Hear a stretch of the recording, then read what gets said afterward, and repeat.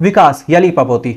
आज देश बड़ी तेजी से बदल रहा है। हर ओर विकास, ऊंची इमारतें, चकाचौंध। हर दिन कोई नेता किसी नई योजना का शिलान्यास करता है, चाहे नेता केंद्र का हो या राज्य का। सोशल मीडिया पर इन नई योजनाओं की फोटो शेयर करते हैं क्योंकि नेताजी को वोट भी तो चाहिए। लेकिन इन झूठे विकास की पोल शहर की पहली बारिश के साथ ही खुल जाती है। रोड बनाने में जो भ्रष्टाचार हुआ है, नकली और सस्ते सामानों का जो प्रयोग हुआ है, पहली बारिश में वो साफ दिखाई देता है। कुछ तो सड़कों की हालत यह है कि पहली बारिश की कुछ बूंदों से ही यह सड़कों का बुरा हाल हो जाता है। और मैं यह बड़ी सड़कों की बात नहीं कर रहा हूं, क्योंकि छोटी सड़कों को तो बारिश आने का इंतजार भी नहीं करना पड़ता।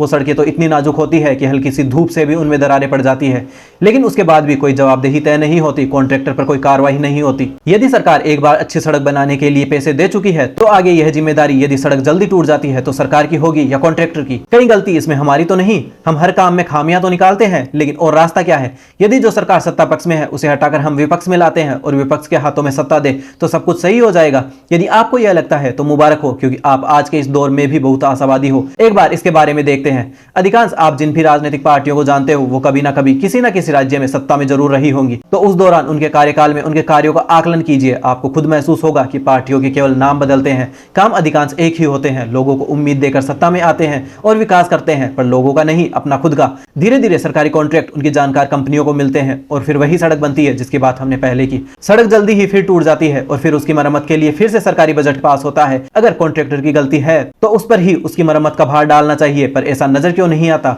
हो सकता है नेताजी ने भी इस भंडारे में अपना पेट भरा हो, पर नेताजी इस शतरंज के खेल के केवल पैदल सैनिक नहीं है। वो तो इस पूरे खेल के वजीर होते हैं, जिन्हें पूरी सेना चलानी होती है। नेताजी को पार्टी भी चलानी होती है, चुनाव लड़ने होते हैं और उसमें भी अपने बड़े बड़े पोस्टर लगाने होते हैं, तभी तो बनेगा नेताजी का रुतबा। अब कोई भी नेताजी तुम्हारी या मेरी तरह आम आदमी तो है नहीं कि वो मजदूरी करे, काम करे, फिर ये सब खर्च करे। ना ही उन्हें सरकारी रूप से कोई इतनी सैलरी मिलती है कि वो उतनी सी तनख्वाह में अपना भोकाल बना सके। यदि नेताजी चलेंगे तो उनके साथ गाड़ियों का काफिला भी तो चलेगा, और फिर भी यदि सदन में बहुमत साबित नहीं कर पाए तो और विधायकों और सांसदों को भी खरीदना होगा। इतनी महंगाई के समय ये सब खरीदना इतना आसान थोड़ी है, तो उसके लिए भी तो धन खर्च होगा। उसी की व्यवस्था के लिए कंपनियां डोनेशन फंड में कुछ भेंट चढ़ाती है और बदले में उन्हें कॉन्ट्रैक्ट मिलता है, और हमें वही सड़कें जो हमने पहले बात की। पर बात केवल सड़कों की नहीं है, बात तो हर उस कॉन्ट्रैक्ट की है जो हर सरकार निकालती है और लोगों को पता तक नहीं होता। सरकारी नियमों में फेरबदल तक कर दिए जाते हैं अपनी कंपनी को कॉन्ट्रैक्ट दिलाने के लिए। देश की अधिकांश आबादी को तो यह तक नहीं पता कि कॉन्ट्रैक्ट कब और कैसे निकलते हैं। बड़े कॉन्ट्रैक्ट की बात छोड़ देते हैं, पर गांवों की पंचायत के कार्यों के खर्चों के लिए भी लोगों को पता तक नहीं होता। और पता क्या, कुछ लोगों पर तो ये पंचायतें इतनी मेहरबान होती है कि बिना काम कराए उनके खाते में पूरे 5 साल के पैसे डाल देते हैं। मैंने जब पहली बार ये पढ़ा तो मुझे काफी अचंभा हुआ, लेकिन क्या करता, एक बड़े अखबार ने यह छापी थी तो मानना पड़ा। अब ऐसा भी हो सकता है कि सरपंच को उस पर दया आ गई हो और उसने उनकी कुछ आर्थिक मदद करने के लिए ये सब किया हो। देश में रिश्वतखोरी और कमीशनखोरी इतनी बढ़ गई है कि सरपंच को भी उसका भोग लगा हो। लोगों के पैसे इस तरह से कोई खा जाता है तो कोई चौंकने वाली बात नहीं है। आप तो केवल एक मामूली इंसान हो। इन लोगों से तो भगवान भी परेशान है, क्योंकि इन लोगों ने आपके ही नहीं, भगवान के भी रुपए, सोने, चांदी, गहने में कमीशन लिया है। भगवान हुए तो क्या हुआ,